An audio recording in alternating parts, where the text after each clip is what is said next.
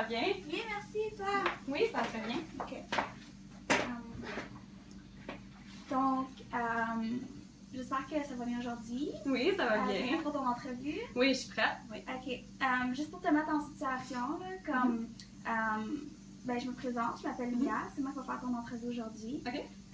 Puis, je suis juste la gestionnaire dans le service de garde. Puis, tu es au courant que tu as appelé pour le poste d'éducatrice pour le programme de page. Oui, je suis au courant. Ok, c'est bon. On va pas perdre trop de temps, on va aller avec les questions juste pour que j'apprenne à te connaître un peu. OK.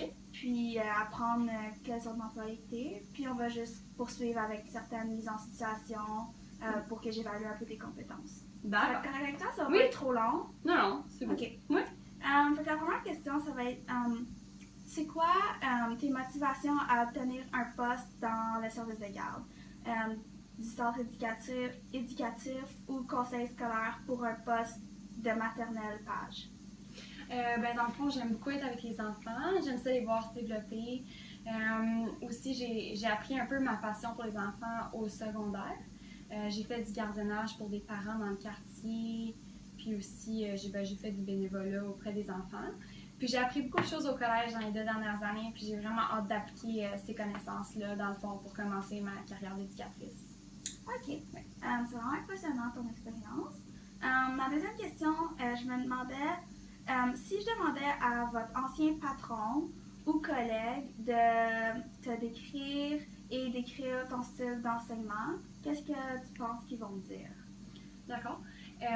Mais dans le fond, pour ce qui est de la garderie dans les stages, je dirais que je suis une personne quand même assez douce avec les enfants. J'aime ça les réconforter puis tout ça. J'aime aussi leur enseigner des concepts. Puis je pense qu'au niveau des différents concepts, il faut vraiment enseigner un concept à un enfant un à la fois. Il ne faut pas trop leur donner le concept en même temps au niveau de l'enseignement. Puis j'ai aussi des emplois rémunérés étudiants pendant mes études. Puis je dirais que mes patrons diraient que je suis quand même ponctuelle, je suis fiable, je suis quelqu'un en qui on peut faire confiance, puis je suis prête à prendre des heures d'extra si on a besoin. Ok. Donc vous pensez que vos patrons vont trouver que vous étiez une bonne employée? Ouais, quand même. Je suis quand même en ce moment, j'ai un emploi étudiant, puis j'ai toujours des bonnes rétroactions, puis je sais que mes patrons m'apprécient beaucoup, donc. Ok. Ouais. Pour aller avec la troisième question, quelle est votre compréhension de l'importance de l'observation et de la documentation chez les enfants d'âge préscolaire et quels sont les outils que vous utilisez pour recueillir ces informations?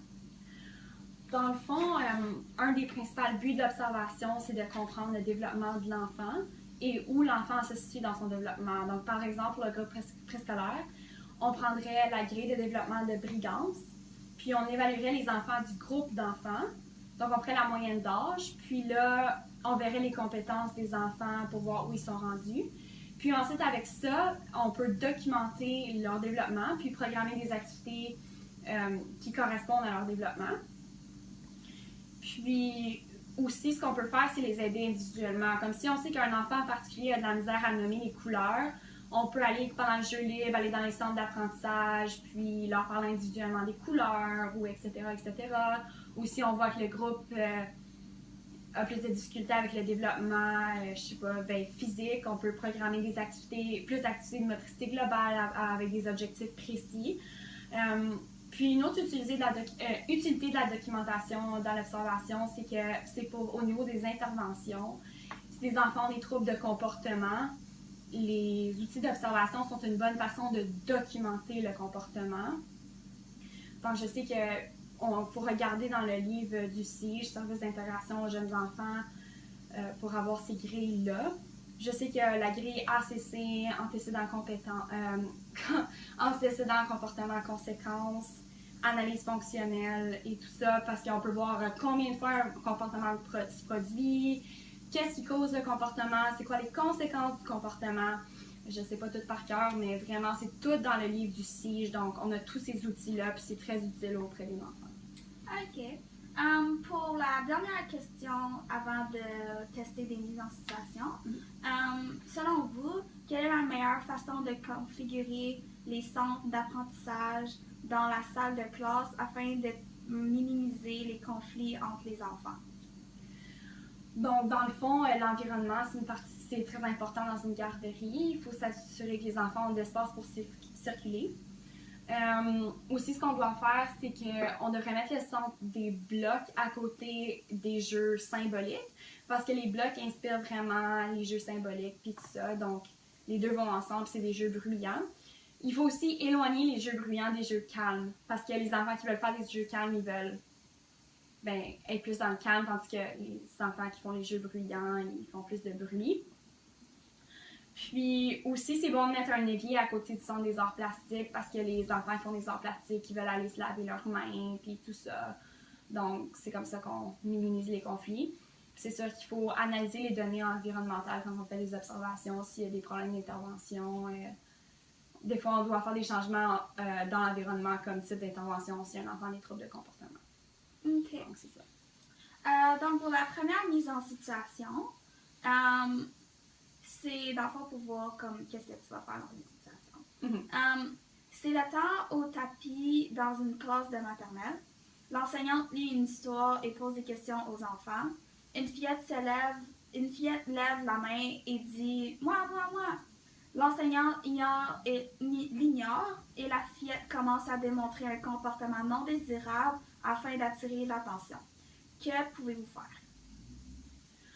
Dans le fond, ce que l'enseignante fait, c'est de l'ignorance intentionnelle, qui est une intervention qui est souvent utilisée et reconnue auprès des enfants. Donc, j'aurais l'impression que vu que l'enfant essaie d'attirer l'attention, ce serait l'intervention que l'enseignante essaierait de faire. Donc, j'ignorerais la fillette comme l'enseignante le ferait. Puis si le comportement commence à vraiment aller hors contrôle, c'est sûr que j'interviendrais. Mais j'interviendrai pas avant que la situation aille hors contrôle, parce que c'est un type d'intervention qui est souvent qui a de l'effet sur les jeunes, des ignorer quand ils veulent l'attention. D'habitude, ils vont se calmer puis arrêter le comportement problématique. Donc, c'est ça. OK.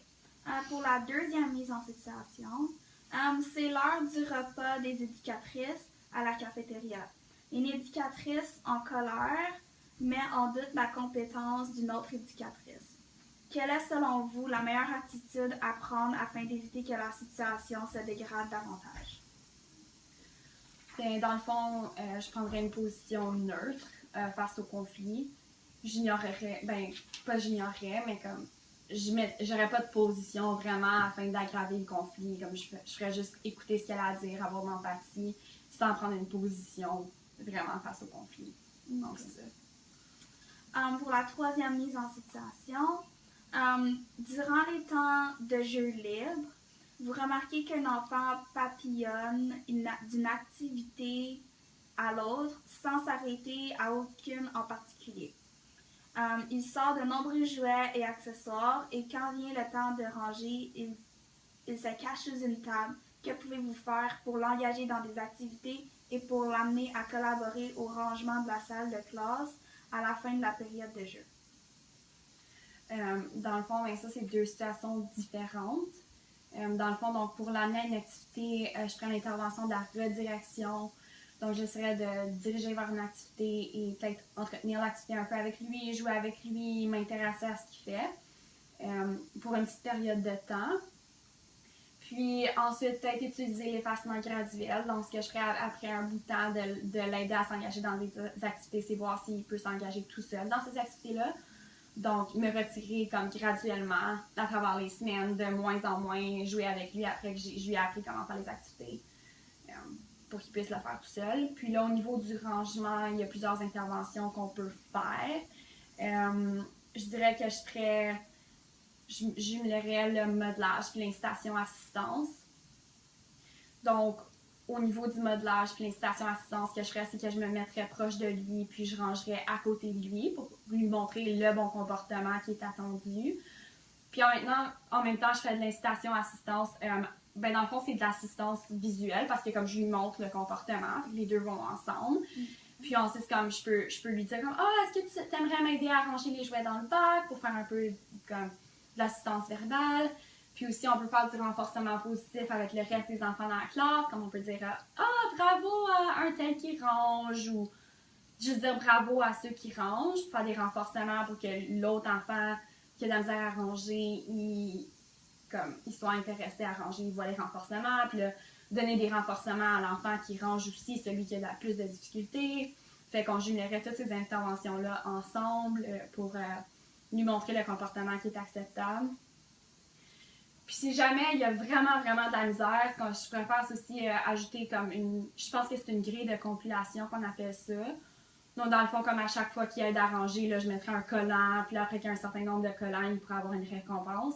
Mais je pense que ça serait vraiment un des derniers moyens que j'utiliserais. Comme j'utiliserais le modelage puis l'incitation à assistance avec le renforcement positif en premier. Ce serait vraiment ces trois-là que je combinerais tout ensemble pour l'aider à lui apprendre le comportement. OK.